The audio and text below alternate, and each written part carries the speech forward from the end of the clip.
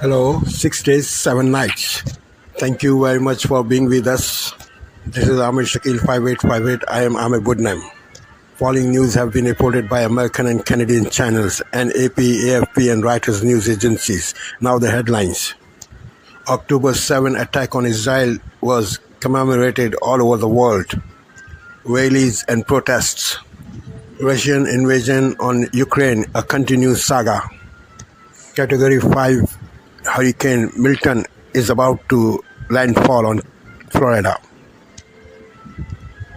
Trump accused FEMA for not doing enough in North Carolina. Hurricane Helene devastation in southeast USA. Crash landing of plane.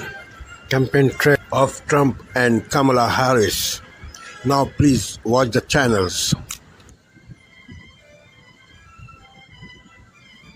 Tonight, the monster hurricane we're tracking, Milton, explosively intensifying into a Category 5 storm and taking dead aim at Florida. Milton rapidly strengthening over the past 24 hours, now packing winds of 180 miles per hour. The strongest hurricane in the Gulf of Mexico in nearly 20 years. In Florida, a state of emergency, storm surge warnings up to 15 feet. The race to get out, mandatory evacuations. Al Roker has the new track for us tonight.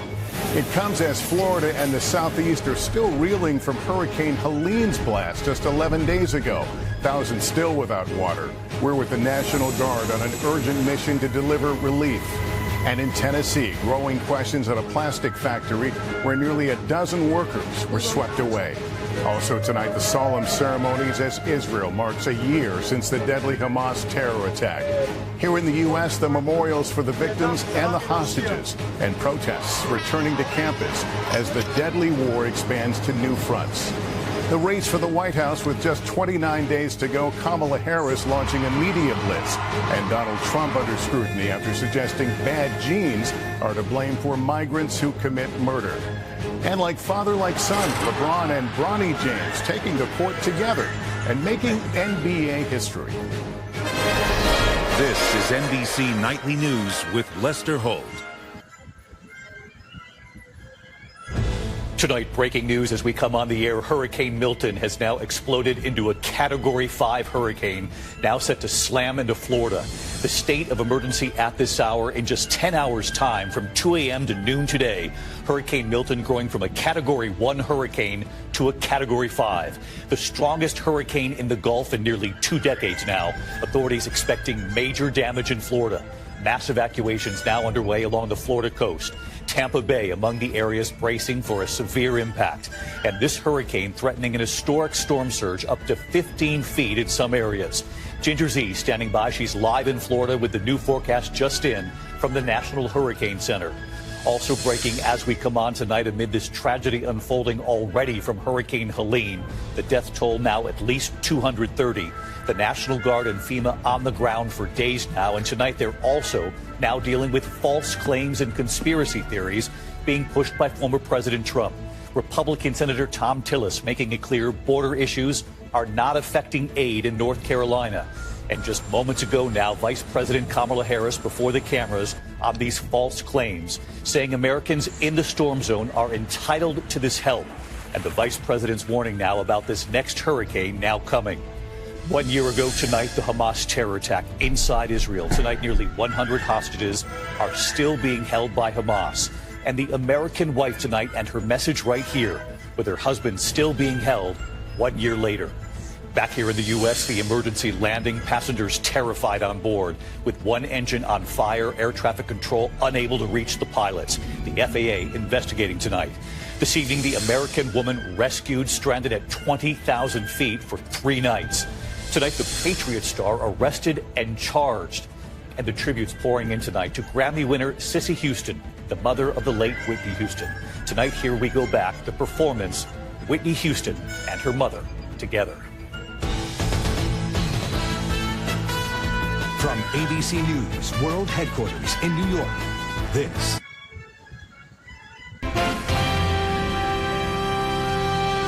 Good evening. I'm Jeff Bennett. Amna Nawaz is away. On the NewsHour tonight, Israel marks 1 year since Hamas's deadly attack as war rages on multiple fronts. Still I'm here. So they will have to understand this. Nobody is going because they kill us. Nobody is going. The recovery from Hurricane Helene is complicated by lies, hoaxes, and conspiracy theories spread by former President Donald Trump and others. And residents of a Ukrainian town face an agonizing choice as Russian forces advance within a mile of their homes.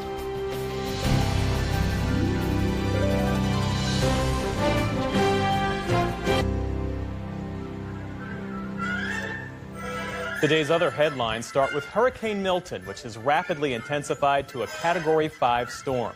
Milton is on track to make landfall in the Tampa Bay area this week, bringing a life-threatening storm surge of up to 12 feet, a torrent of rain, and high winds.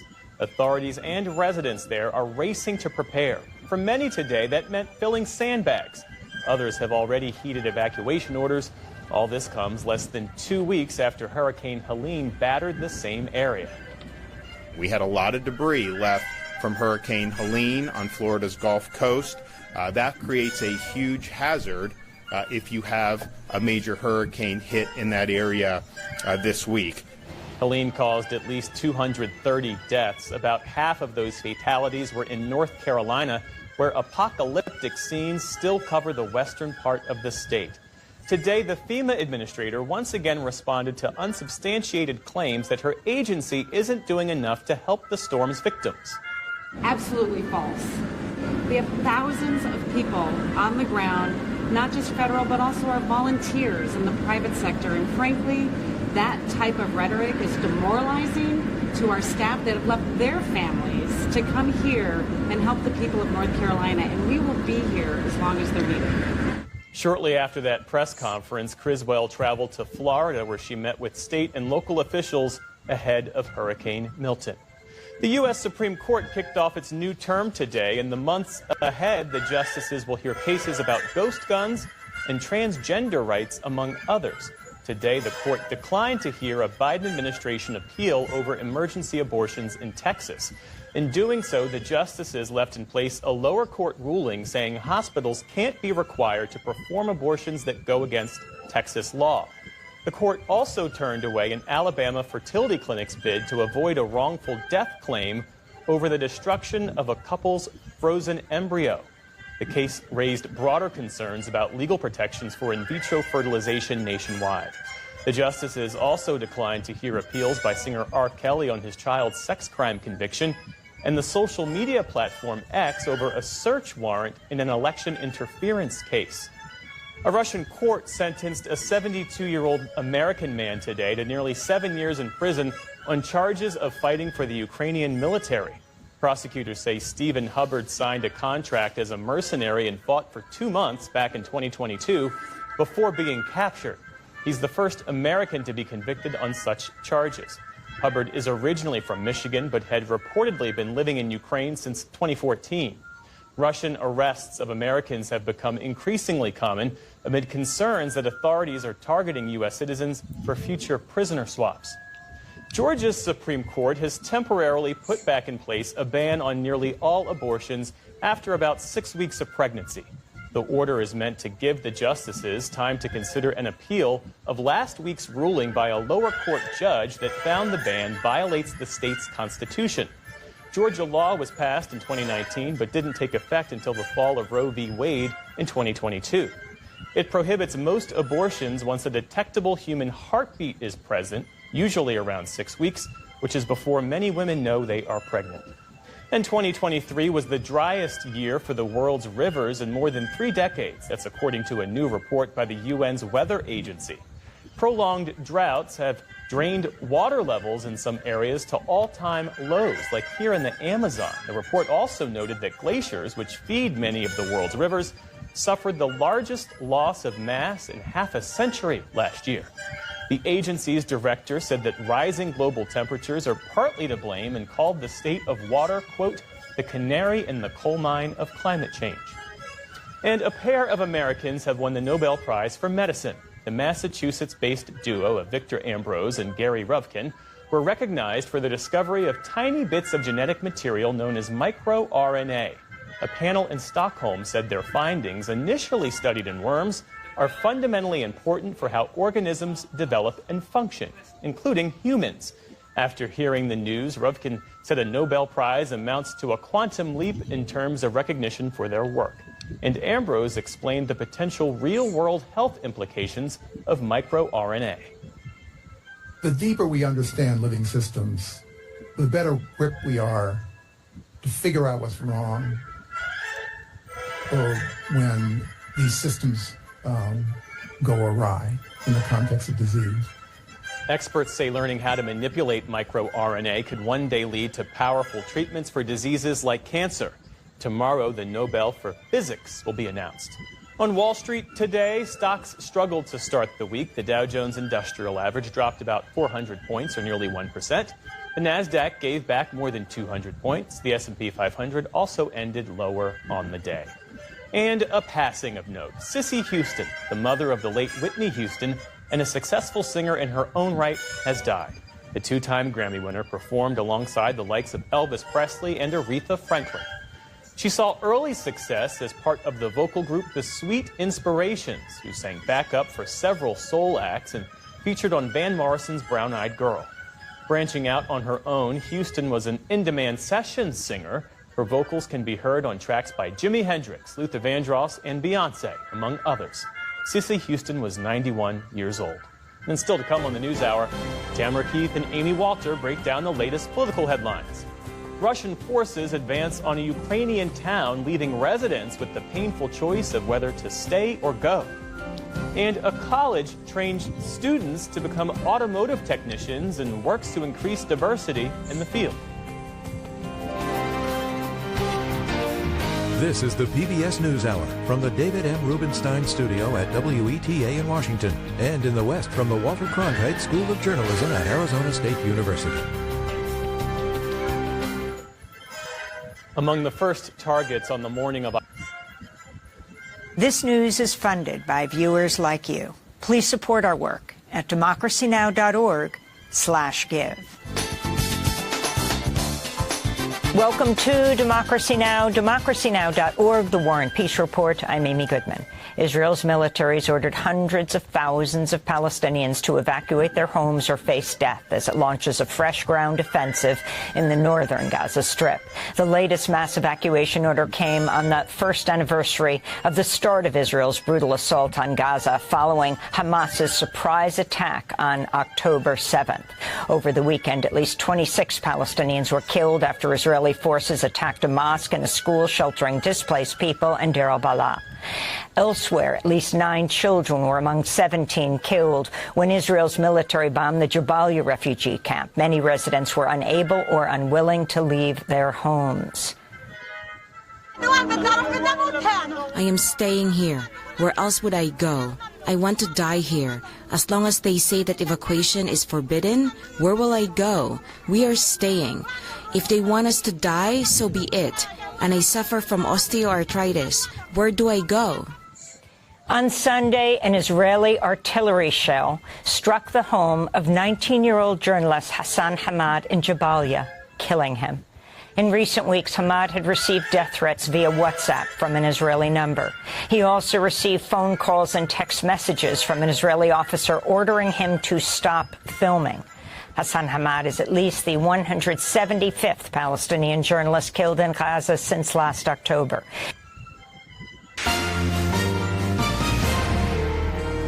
On this Monday night, 1 year since Israel and Gaza changed forever. How Israelis mark the October 7th massacre and Palestinians try to survive as Gaza is bombed to rubble. And the war threatens to engulf the region. The trauma, the loss, and the Palestinians escaping to Canada. All those family members who we lost last October.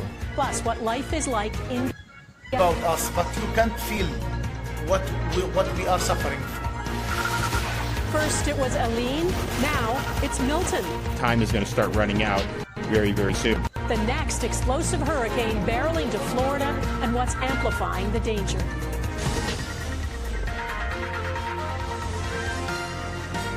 Global National with Donna Friesen. Good evening. A 41-year-old man police call a prolific offender faces a number of charges after allegedly stealing a Vancouver police SUV and going on a reckless joyride.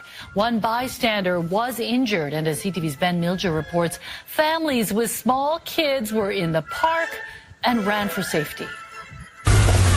It quickly became apparent to people near Templeton Park the person behind the wheel of this marked VPD SUV was not a police officer, and this was in fact a very dangerous joyride through the park in a stolen car. Get away from the car! It happened at 10:45 on Sunday morning as families played in the park. I could see lots of kids in the playground. Luckily, there was nobody in the field that I could see, so that was some good news. But certainly the kids that were in the playground, they scattered pretty quickly. A second police SUV then drove onto the field, colliding with the stolen one. An actual police officer can then be seen yelling at the driver to get out before a police dog took the suspect down as he tried to run away. Police say it began several blocks away when officers stopped to help a woman in distress near East Hastings and Semlin Drive. As they got out of the SUV, a man unrelated to the situation jumped in and drove off. VPD would not say if officers followed procedures for securing the vehicle. Our expectation is that when our officers stop their vehicles to get out of their cars to help somebody, that somebody's not going to get in the car and steal it. They momentarily turned their attention towards the person they were trying to help. Then the thief got behind the wheel and stole their car. Police say a bystander needed medical attention, but don't know if he was hit or injured while jumping out of the way. We'll be working to follow up with that person to better understand what happened. 41-year-old Dustin Talio faces numerous charges.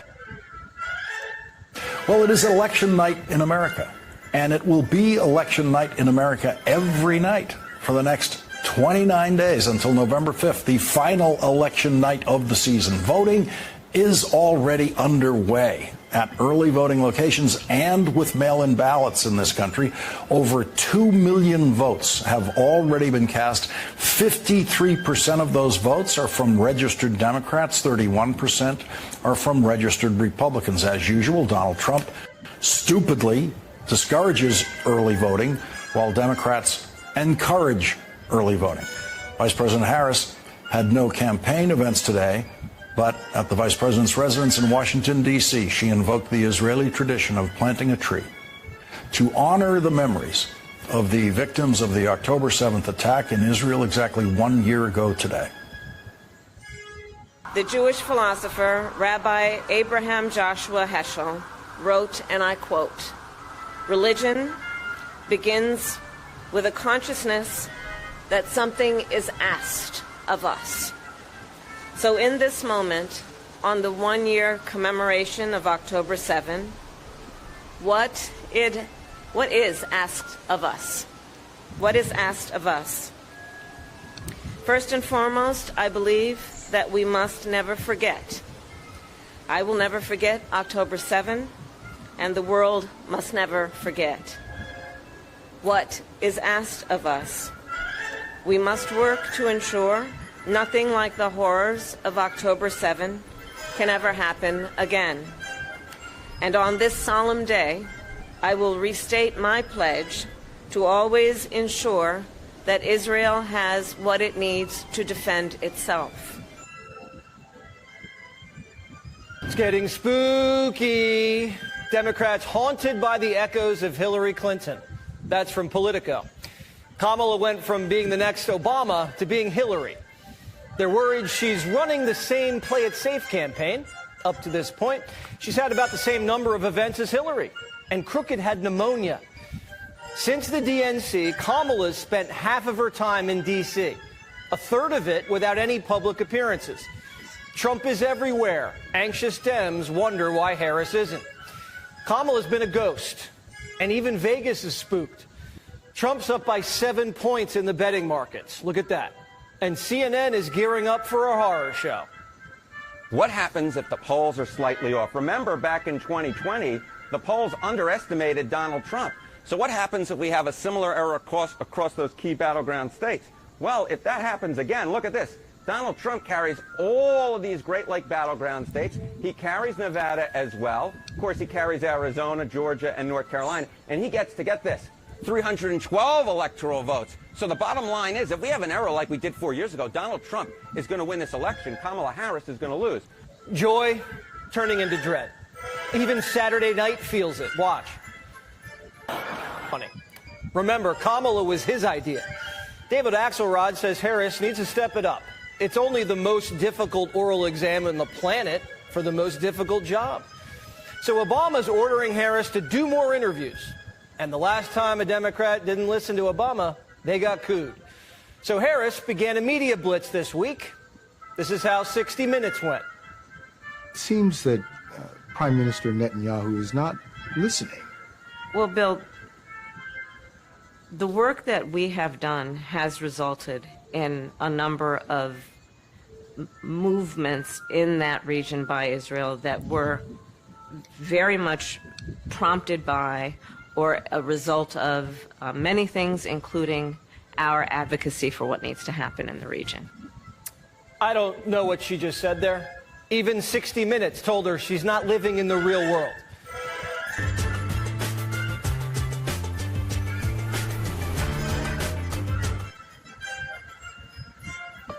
Tonight, marking 1 year after Hamas's murderous attacks on Israel, 1 year that's changed the world. In Israel, returning to the scene of a massacre to remember the victims and the horror. This nightmare wasn't supposed to happen. Plus, a survivor story still raw tonight. Are you sometimes still afraid? For sure. From Gaza, intense misery trapped in the ruins. All under the shadow of an expanding war that's being felt here in Canada, too. Some people feel the need to hide their Star of David here in Toronto. Where is this going next? Also tonight, the urgent warnings and evacuations in Florida as the monster Hurricane Milton explodes in strength and churns closer. Not only is it a hurricane, it's already a major hurricane. The concern for millions, people still reeling, still recovering from another historic storm. From CBC News, this is The National with Chief Correspondent Adrian Arsenault. Thanks for joining. This is a ferocious hurricane. Tonight, Hurricane Milton barrels toward Florida as a powerful Category 5 storm, explosively intensifying as parts of the southeast are still cleaning up from deadly Hurricane Helene. I'm worried about now projectiles, so I'm going home to board up my house. Marking 1 year since Hamas attacked Israel, changing the world. Tonight, the survivors and families of the nearly 100 hostages still held in Gaza. They need to come back home. This safe is life-saving. Yes, ma'am, without a doubt. And tonight's Eye on America, how safes can help veterans across the country. We're already...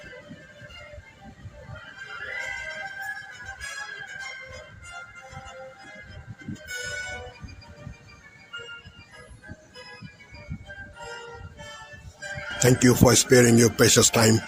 This is Amir Shakil. Have a good life. Bye-bye.